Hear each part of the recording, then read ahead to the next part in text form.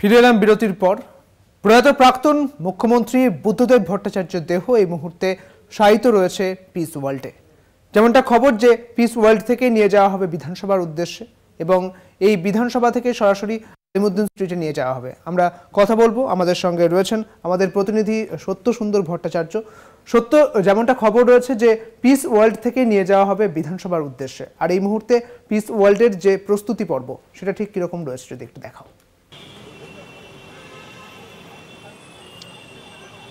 দেখো, পিস ওয়ার্ল্ডের যে প্রস্তুতি, সেই প্রস্তুতি কিন্তু সকাল থেকেই শুরু হয়েছে, কিন্তু সেই প্রস্তুতির পাশাপাশি যেটা লক্ষ্য করা যাচ্ছে যে বহু দূর দূরান্ত থেকে, কিছুক্ষণ আগে কথা হচ্ছিল একজন অশীতিপর বৃদ্ধার সঙ্গে, পানিহাটি থেকে এসেছেন পার্ক সার্কাস এই পিস ওয়ার্ল্ডে। দূরত্বটা অনেকটাই তার বয়সের অনুপাতে, কিন্তু প্রশাসনিক প্রধান বুদ্ধদেব ভট্টাচার্য, প্রাক্তন মুখ্যমন্ত্রী রাজ্যের, তার 11 বছরের যে মুখ্যমন্ত্রিত্বের সময়কাল, সেটাকে ছাপিয়েও কোথাও গিয়ে ব্যক্তি বুদ্ধদেব ভট্টাচার্য, তার জন্য যে আবেগ, সেই আবেগ এবং তার সেই যে তার সততা এবং তার সঙ্গে মানুষের যে যোগাযোগের যে বিষয়টা, সেটাও কিন্তু বারে বারে উঠে আসছে।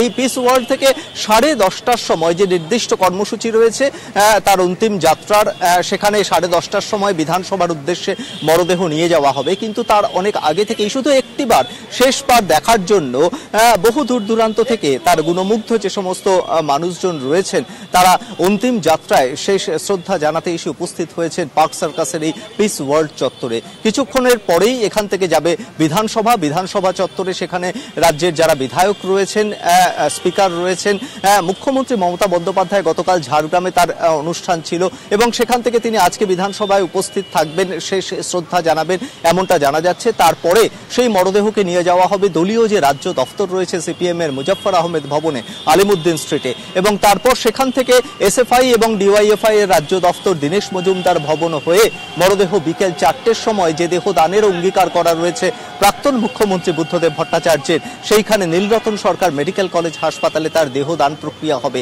এই গোটা পর্বটা সম্পন্ন হওয়ার অনেক আগে থেকেই, গতকাল যখন 59 নম্বর পাম এভিনিউ এর বাড়ি থেকে তার মরদেহকে এই পিস ওয়ার্ল্ডে নিয়ে আসা হয়, সেই সংবাদ যখন, সেই খবর যখন সকলে জানতে পারেন, তারপর থেকেই কিন্তু তাকে একটিবার শেষ শ্রদ্ধা জানানোর জন্য সেই তাদের যে আবেগ, সেই আবেগকে কিন্তু তারা ধরে রাখতে পারেননি। আর সেই টানেই বোধহয় এই সকাল সকাল পিস ওয়ার্ল্ড থেকে মরদেহ বেরোনোর অনেক আগে থেকেই মানুষজন ভিড় জমিয়েছেন পিস ওয়ার্ল্ড চত্বরে।